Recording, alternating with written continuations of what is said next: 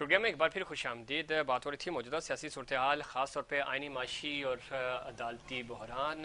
इदारे एक दूसरे के आमने सामने हैं और लड़ाई है कि ख़त्म होने का नाम नहीं ले रही। मफाहमत कैसे होगी, चीज़ें बेहतरी की तरफ कैसे जाएंगी। पाकिस्तान तहरीक इंसाफ और अपोजिशन की दूसरी जमातें मिलकर सड़कों पर आने को तैयार हैं।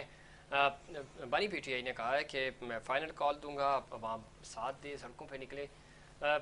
माहौल ओवरऑल अगर हम देखें तो कोई इतना साजगार नहीं है। माशी तौर पे हम पहले ही दलदल में फंसे हुए हैं, कर्जे हमारे ऊपर चढ़ते जा रहे हैं। लेकिन सियासी इस्तेकाम कैसे आएगा, और इसी माहौल में अब अगर अपोजिशन जमातें सड़कों पे आ गई तो मामलात कैसे कंट्रोल होंगे। इस पे हम ब्रेक से पहले भी बात कर रहे थे। हमें ज्वाइन किया अभी मोहम्मद शबीर कुरैशी साहब ने, पाकिस्तान तहरीक इंसाफ के सीनियर रहनुमा। कुरैशी साहब खुश आमदीद कहते हैं आपको शो में। वालेकुम सलाम। कुरैशी साहब, स्टूडियो में हमारे साथ उज़्मा कामरान मौजूद है, पाकिस्तान पार्टी की नुमाइंदगी कर रही हैं। किस तरह देखते हैं इस वक्त जो माहौल है, ख़ास तौर पे अदलिया और इस्टेब्लिशमेंट आमने सामने है। हुकूमत इस्टेब्लिशमेंट के हुकूमत जो है वो अदलिया के ख़िलाफ़ है। आप को तो सबसे ही शिकवे हैं और आप सबसे ज़्यादा ज़ाहिर है आपके ऊपर जुल्म और सितम हुए भी हैं। अब आप सड़कों पे भी आने को तैयार है। आप समझते हैं कि कोई बातचीत डायलॉग की तरफ मामला जाएंगे या अब दमादम मस्क अंदर ही होगा? अस्सलाम वालेकुम। आप मुझसे बात कर रहे हैं? जी जी, शब्बीर कुरैशी साहब आपसे। देखें, मतलब ये कि पाकिस्तान की सूरत तो इस वक्त इस कदर खराब है कि इन लोगों ने अपने जो है वो जो IMF से और इंटरनेशनल मार्केट से जो फंड लेना चाह रहे हैं, तो उसके हवाले से उन्होंने पहले पाकिस्तान को गिरवी रख दी है। लेकिन अभी से तो अभी जो इंटरनेशनल, शायद आपको मालूम होगा कि इंटरनेशनल जो माइनटी फंड जो कर्ज की जो पहले किस हासिल करना चाह रहे हैं, 6 अरब के लिए इन्होंने पूरे पाकिस्तान को गिरवी रख दिया है। और गैस की कीमत 350 यूनिट बढ़ने का चांस है। और जैसे बिजली की भी इन्होंने बढ़ा दी है, बिजली के यूनिट भी बढ़ा रहे हैं और पेट्रोल भी। अरे ये सारा जो बटन आ रहा है आवाम पर आ रहा है। तो इन्होंने टोटल अपनी जो बेसाइकी गवर्नमेंट है उसको कायम और दायम रखने के लिए आवाम की तमाम ख्वाहिशातों को पर डाल दिया है। सिर्फ और सिर्फ इनका एक एजेंडा है, वो हुकूमत करना। हुकूमत किसी तरह भी करे, आज इंटरनेशनल जो सूरत हाल है हम बिल्कुल तना खड़े हुए। उसका रीजन यही कि इन्होंने सिर्फ और सिर्फ अपनी हुकूमत बचाने के लिए और अपने आप को ये इल्जाम वो आप पे लगाते हैं कि आपकी वजह से तनख्वाही का शिकार हुए थे, हमने तो चीजें बेहतर की हैं। देखिए बात हमारे यहाँ हमारे यहाँ जितनी अगर देखे उस जमाने हमारे क्या था, हमने पाकिस्तान को 1.6 से ज्यादा उठाया था। हम 2 साल तक कोरोना में रहे थे और कोरोना में पाकिस्तान की मैशियत को और पाकिस्तान की दरामदी कुव्वतों को इस कदर इजाफे में लेकर आ गए कि आपकी जो है हमारी जो है गारमेंट इंडस्ट्री थी वो तो बुड़ गई थी, तो पूरा डुबो दिया। दोबारा आपकी गारमेंट इंडस्ट्री में जो इंटरनेशनल मार्केट है, आप बांग्लादेश तो इनके दोबारा छा गया। हमारे दौर में हमने 2 साल में, जब कोरोना था 2 साल में इंटरनेशनल तौर पर आपकी गारमेंट को बारा रहा, ये था हमारा काम। और हमने उस जमाने में आवाम को अरबों रुपया पैकेज भी दिए, 64 अरब से ज्यादा एहसास प्रोग्राम के जरिए पैसा बांटा गया है। इन्होंने क्या बांटा है? दूसरी चीज हेल्थ कार्ड में एक शख्स की जेब में एक फैमिली के पास 7 से 10 लाख रुपए उनको इमदाद भी दी थी, और वो भी इज्जत नफ्स को मजबूर किए दे रहा है। ये तो अगर 2 रुपये भी देते हैं बेनिफिट इनकम सपोर्ट काम के दे तो 50 तस्वीरें खिंचवा रहे होते, और वो भी अपने अपनों को दे रहे। इमरान खान ने पीटीआई ने जो बुनियादी चीज हमने जोर दिया वो दिया है इंसान की इज्जत नफ्स मजरू ना हो, और वो अल्लाह का शुक्र है हम इसमें कामयाब है। ठीक, साहब लाइन पे रहिएगा, मैं जरा इनपुट लेता हूँ उज़्मा कामरान साहब का। गुफ्तगू आप सुन रही थी, इसमें तो खैर कोई शक नहीं कि पाकिस्तान तहरीक इंसाफ की हुकूमत का खात्मा हुआ, GDP बेहतर थी, ज़राई डिपार्टमेंट के अंदर चीज़ें इंडिकेटर पॉजिटिव जा रहे थे। महंगाई किसी हद तक हम ज़रा महंगाई तो थी लेकिन किसी हद तक कंट्रोल थी। GDP उन्होंने 5.6 छोड़ कर गए थे, और उस वक्त इसहाक डार मिफ्ता इस्माइल साहब थे वज़ीर ख़जाना, तो उन्होंने जो इक़्तिसादी सर्वे रिपोर्ट पेश की उसके अंदर चारों डिपार्टमेंट का उन्होंने जिक्र किया कि भाई ये चीज़ें, तो इस लिहाज से तो ये ठीक थे। बाकी कहाँ क्या कमी पेशी हुई वो एक अलग डिबेट है। आज हम मुसलसल नाकामी की तरफ ही जा रहे हैं। क्रेडिट कुछ ये तो कह रहे हैं कि फॉरेन रिलेशंस बहुत अच्छे थे, मौजूदा हुकूमत कह रही है कि हम तनख्वाही का शिकार थे, तो इल्ज़ाम तो लगे ही जा रहे हैं, लगाए जा रहे हैं।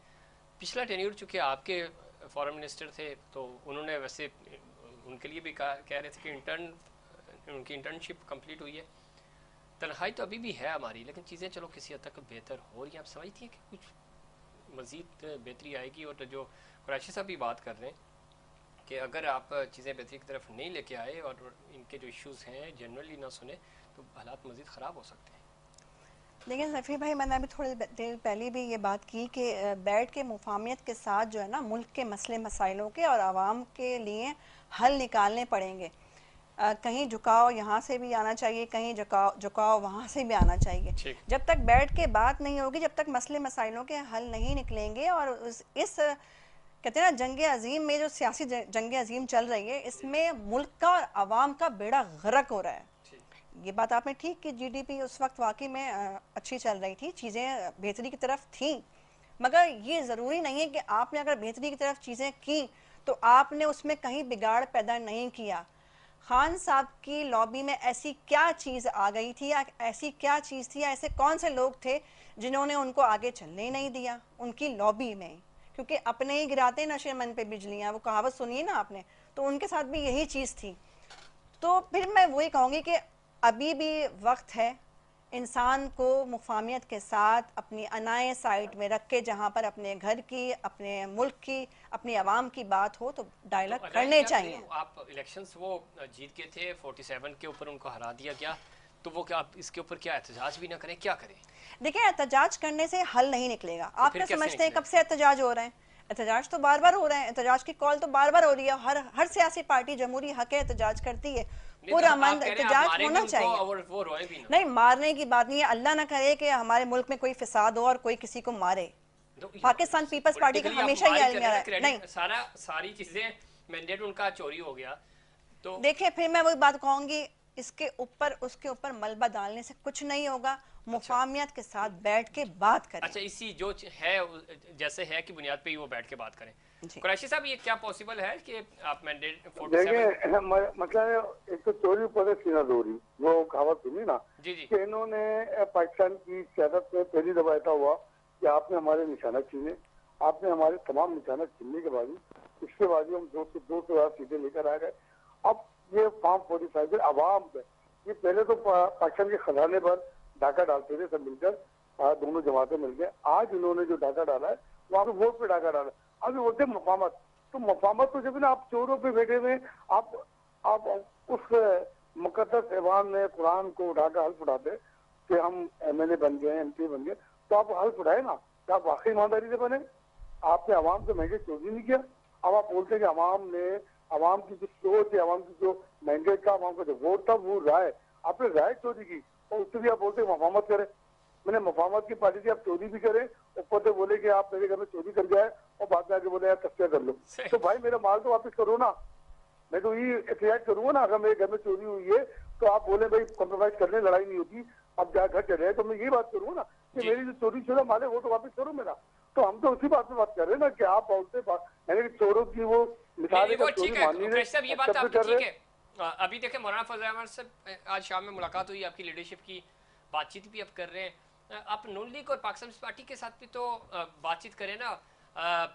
मौलाना साहब के साथ बड़े शदीद इख्तिलाफात थे आपके, तो उनसे भी बातचीत हो गई, तो एटलीस्ट बातचीत तो करें। ठीक है, मुतालबात अपने रखें, आपका मैंडेट चोरी हुआ, वो मुतालबात के दरवाजे हमारे खुले में, हमारी भी अपनी शर्त है ना, हम अपनी बात करते हैं ना। आपने बात सुने, आपने खान साहब को बंद किया हुआ है, आपने उनकी बेगम को बंद किया हुआ है, और उन कहतों में क्योंकि जमानत हो रही है, जमानत से आपने बड़े बड़े गिरोह इन माफियों को जिन्होंने अरबों रुपया पाकिस्तान को लूटा, उनको माफी देके किराए में लेकर आ गए।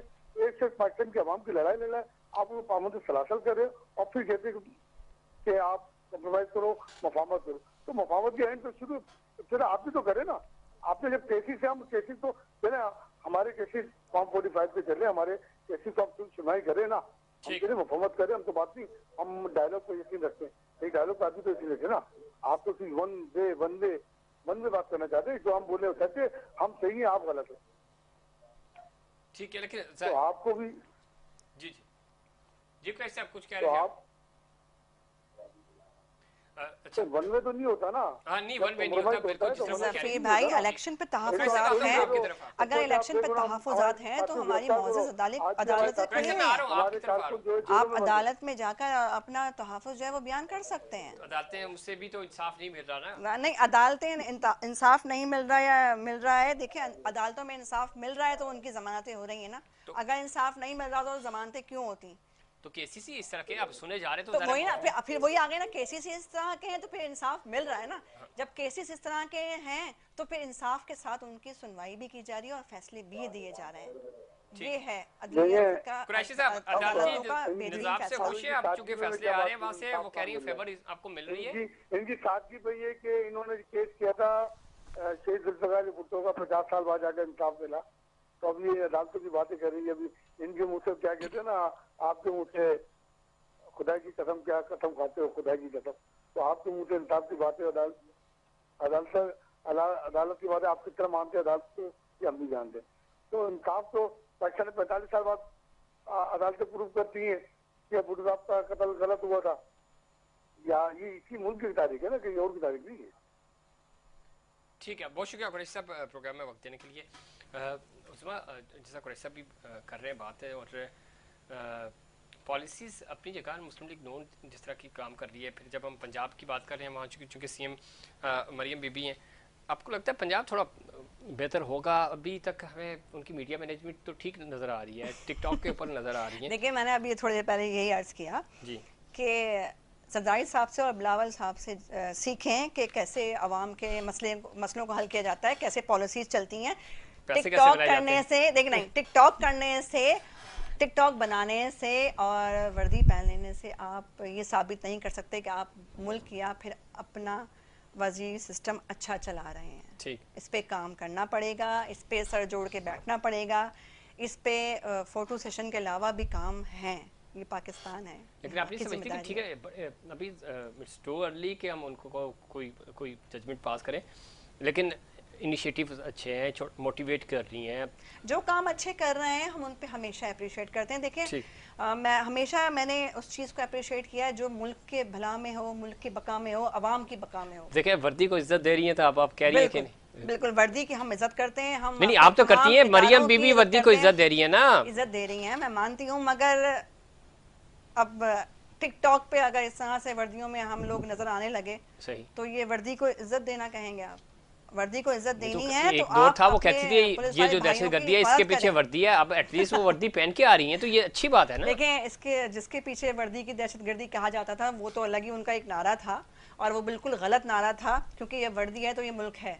हाँ, लेकिन ये बात तो कुछ खुद लोग नहीं स्टेज से जानते। नारे लगवाती थी मरियम बीबी। वही कह रही हूँ, जो नारे लगवाते थे आज वो वर्दियों में भी नजर आ रहे हैं। बड़ी खुशाइन बात है, और बड़ी उनके लिए मैं एक बात कहूँगी कि टिकटॉक से निकल कर भी अगर देखा जाए तो बहुत सारे काम हैं। जो काम बीबी अच्छा कर रही है मरियम बीबी, उस पर हम अप्रिशिएट करते हैं। तो अभी बहुत सारे चीज़ें हैं, बहुत सारे काम हैं जिस पे जो उन्हें काम करने करना चाहिए, है और चले करने चाहिए आवाम के लिए, और ख़ास तौर पे अपने मुल्क मुल्क पाकिस्तान के लिए। बहुत शुक्रिया उस्मा प्रोग्राम में वक्त देने Thank के you लिए। so इसमें much. कोई शक नहीं, बहुत सारे ऐसे इश्यूज़ हैं जिनके ऊपर जनरली आपको काम करना होगा। टिकटॉक बनाने से, फ़ोटो सेशन या किसी हद तक ये चीज़ें होती हैं, लेकिन कुछ ज़्यादा एक्स्ट्रा करने से ये सारा आपको वक्ती अटेंशन ज़रूर मिल जाती है, लेकिन प्रैक्टिकल काम करना होगा। आपके काम ही आपकी पहचान बनते हैं।